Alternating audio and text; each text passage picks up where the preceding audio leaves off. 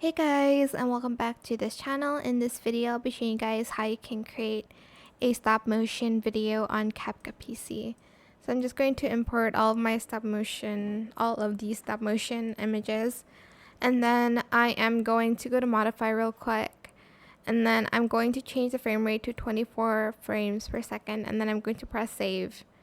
Then I want all of the image to be 1 second, so if I just go to menu and go to settings here, I can set it to only 1 second for the image duration and press save. You can also adjust the frame rate here, which I'm going to do. My god, I'm having like a brain fog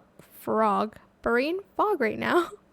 Anyways, just add in all of your pictures. It's going to set to 1 second, and you can basically select all and just create compound clip to make it into one video.